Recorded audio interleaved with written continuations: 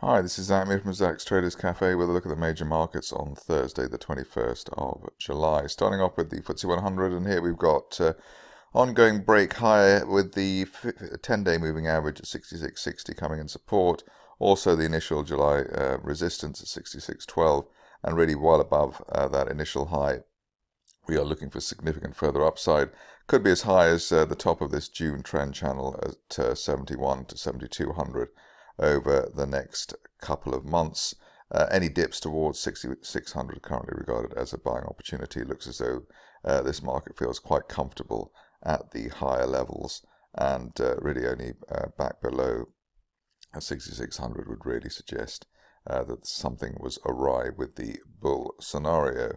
On to the DAX, which had a decent jump yesterday in the run up to possible moves outlined by the ECB today.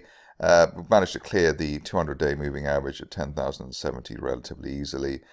Support came in above the 50-day moving average as well on Tuesday rather at 98.99, and really well above the 50-day line.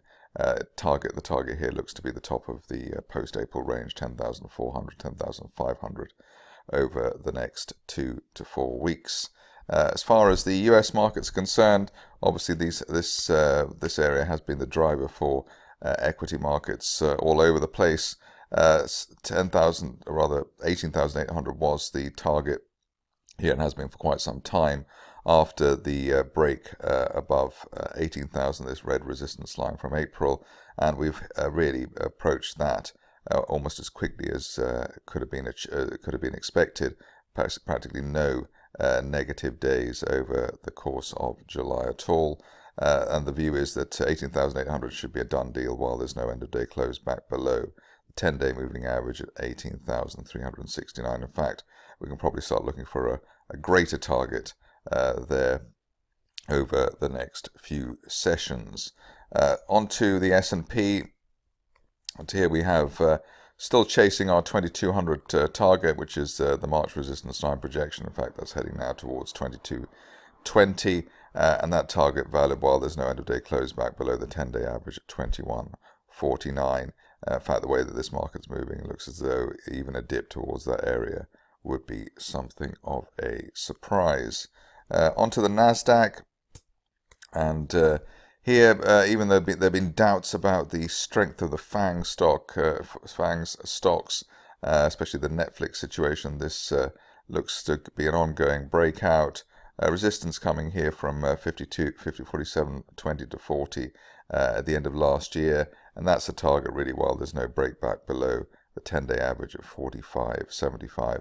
Intriguingly, this market not overbought with the RSI at 67, even after that turnaround that we've seen from below 4,200 to above 46.50 over the last, well, less than a month, in fact.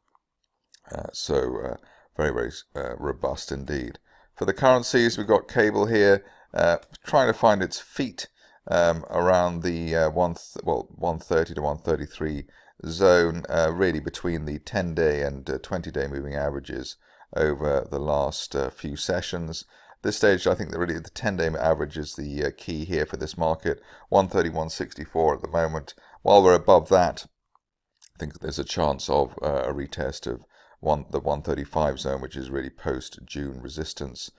Only an end-of-day close back below yesterday's 130.65 low would really suggest that we are going to head back to test the worst levels of the year to date, just under $1.28.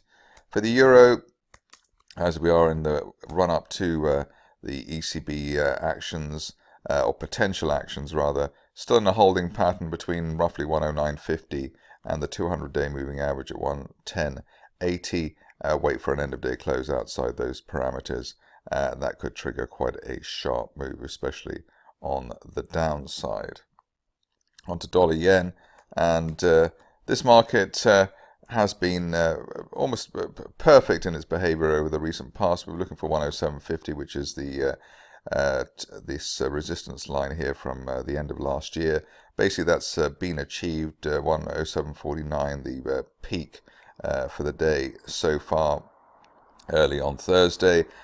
We could chase this a bit higher towards 110, especially while there's no end of day close back below the 50-day moving average of 106.12. So a new leg to the upside, possibly indicated for the Japanese yen.